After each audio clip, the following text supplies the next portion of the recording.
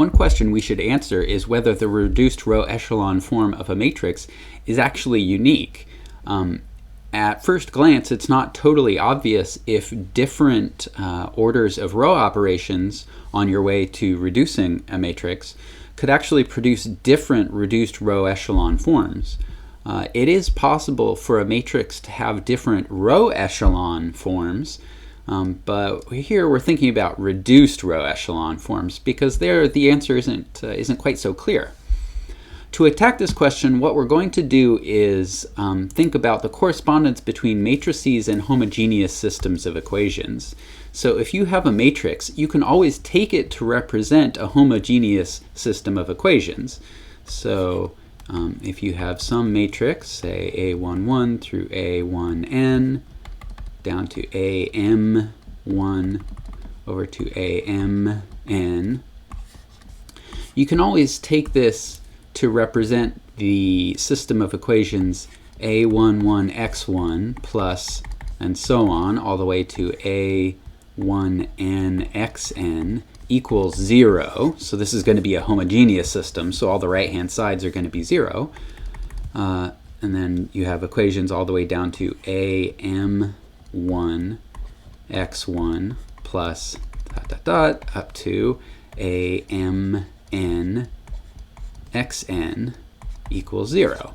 So you can see the only, if you have a homogeneous system of equations that's n by m like this, the only thing you actually need to write down to know which system it is the coefficients. And all of the coefficients can be packaged up into a matrix like this.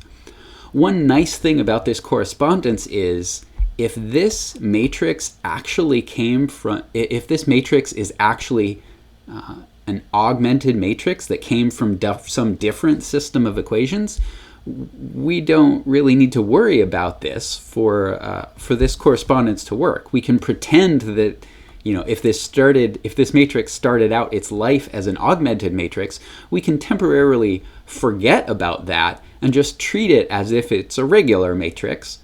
And this correspondence between the matrix and a homogeneous system still works. Of course, this homogeneous system, if your matrix started life as an augmented matrix, this homogeneous system is not the same as the system that the augmented matrix came from.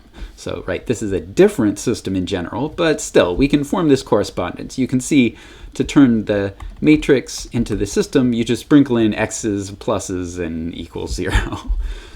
Okay. So why is this correspondence useful? Well, here's the key idea.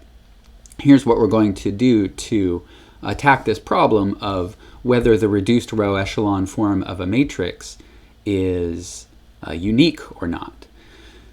So we're going to imagine that you can, we're going to start with some matrix M, and we're going to imagine that we can reduce it using row operations to two different reduced row echelon forms, A and B. So we're going to imagine that we can do row ops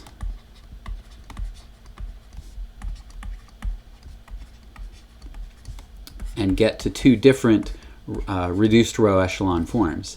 Now, we can use this correspondence between matrices and homogeneous systems to turn this matrix M into a system of equations, the system of equations that it corresponds to. So just to give that system of equations a name, let's call it the system of M, like this. Well, if you do the same row operations on this system that you did to reduce M to A, you get the system of equations corresponding to A. That's pretty clear. And if you do the row operations, if you start with the system for the matrix M and you do the row operations that turns M into B, you turn the system of the matrix M into the system for matrix B, right? This essentially is saying that the row operations for equations correspond to the row operations for matrices, but that's clear because that's how we invented the row operations for matrices. And the thing about systems is if you can turn one system into another doing row operations, then those two systems have to have the same solutions. So if we can reduce the system for M into the system for A and the system for B, that means these two systems of equations have to have the same solutions.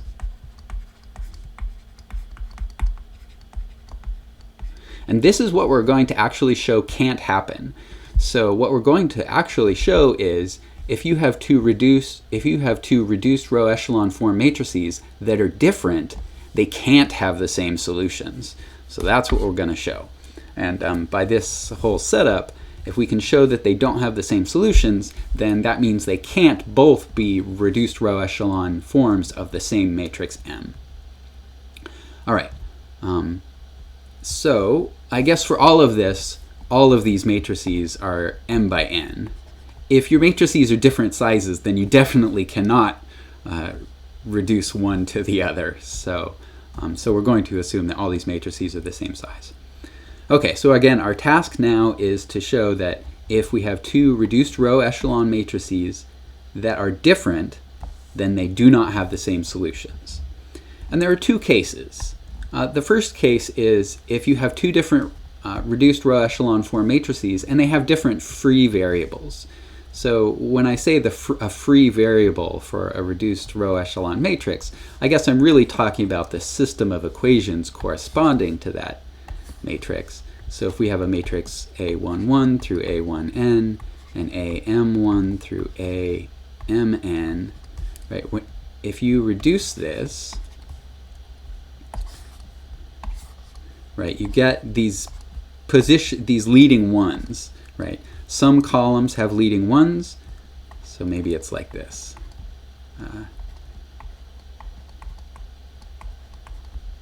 So right, some of these variables correspond to columns that have leading ones, and some of them correspond to columns that don't have leading ones. These are supposed to be dotted lines, but those look too much like ones, so let me just write wiggly lines instead. So x2 doesn't have a leading one in that, or the column corresponding to the variable x2 doesn't have a leading one, and so that means x2 is a free variable. x3 has a leading one, x4 has a leading one. The column for x5 doesn't have a leading one, and so x5 is a free variable. The column for x6 has a leading one, so x6 isn't free.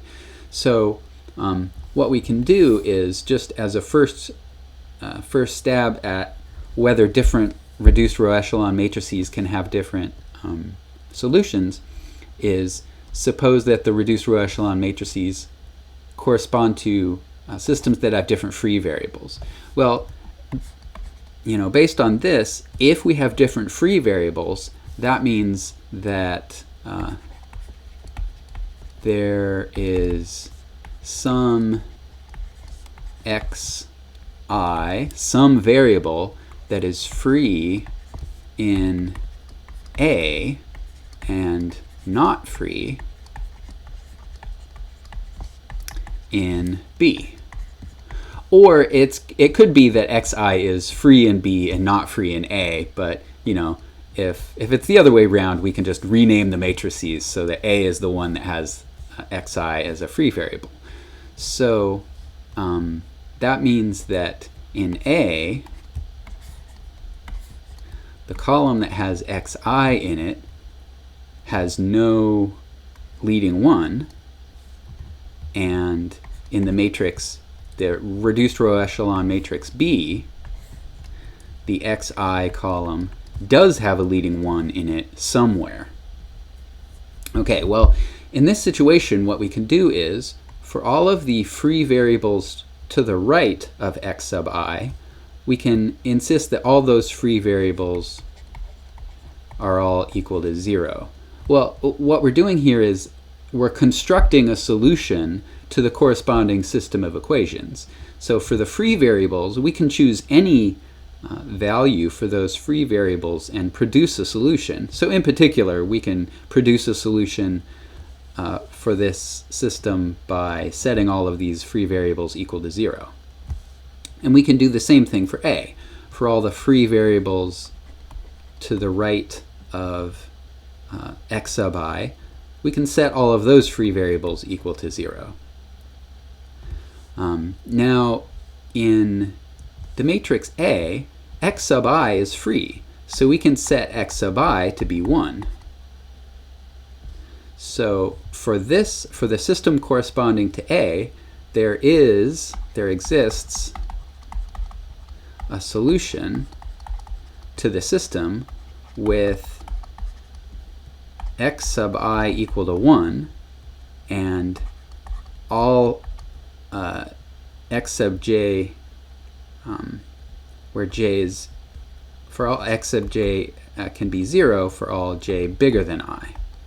Right? That is, for all of the free variables to the right of x sub I, they're all 0. Right? So just by choosing x sub I to be 1 and everything to the right of it to be 0, we have a solution to this system. So this solution, if we wrote it out, it would be, x sub 1 is something, whatever it has to be, depending on what shows up in this part of the matrix. X sub 2 is whatever it has to be.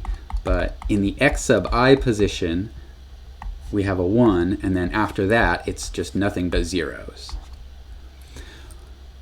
Well, over in the system that corresponds to the matrix B, if we choose, so xi, we have to figure out what happens, but for everything to the right of xi, right, we've set all of those to 0.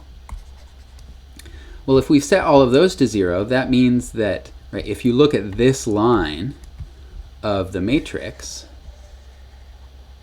right, this corresponds to the equation. Since this 1 is a leading 1, that means that this corresponds to an equation that looks like x sub I plus something times x sub I plus 1 plus, something else all the way up to something times x sub n equals 0. Remember that we're working with a homogeneous system.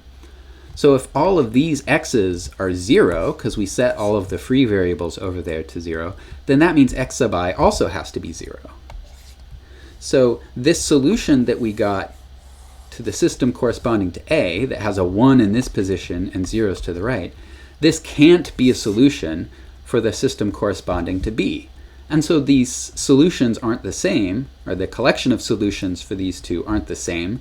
And so these two matrices, since they correspond to systems that don't have the same solutions, you can't reduce one matrix to the other, and so they can't both be row reduced from M.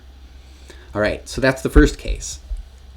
If these two reduced row echelon matrices have different free variables, then they have different solutions.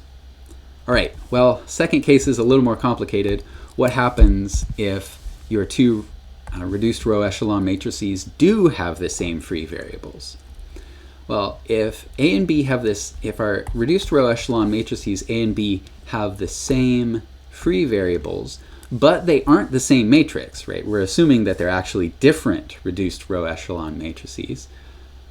Then that means that they have some row in them. So since they have the same free variables, that means leading ones have to show up in the same column. So that means there's some row where there's a leading 1, and then somewhere further along there's a number that's different. So over here maybe it's little a, and over here it's little b. So in the same position, these are different. Now, because these matrices are in reduced row echelon form, the column that has this different value here can't be free. Well, these little a and little b can't both be 0 because then they'd be the same. So one of them is non-zero. But if it's non-zero, then it can't be a free variable because, it has to be a free variable, because if it's not a free variable, that would mean there's a leading 1 down here, but leading 1s can't have non-zero things above them in reduced row echelon form. So this column has to correspond to a free variable. for both matrices. Okay, since this is a free variable, we can produce a solution to the corresponding system by just setting that free variable to 1. Right? There may be other free variables in here, but let's set all of those to 0. Okay.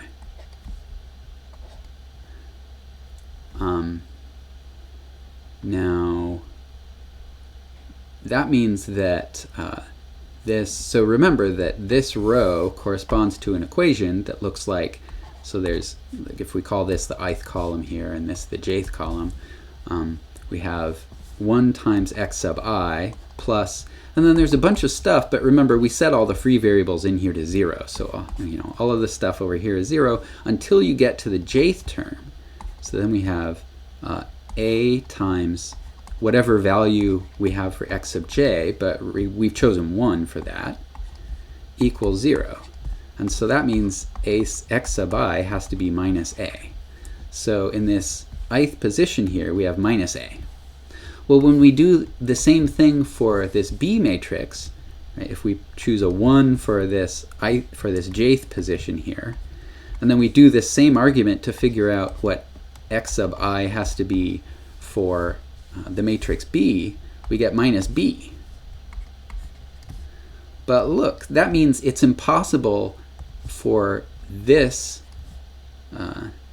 this solution with a minus a here and a 1, it's impossible for that to be a solution corresponding to a solution for the system corresponding to the matrix B. Because for B, when you put a 1 here, you don't get minus a here, you get minus b, and a and b are different. So again, this solution for the system for A is not a solution for the system for B. So again, the systems corresponding to these reduced row echelon forms have different solutions, and since they have different solutions, remember, way back up here we said if these systems have different solutions, then they can't have both come from reducing from a matrix M. So this all shows that every matrix has a unique reduced row echelon form.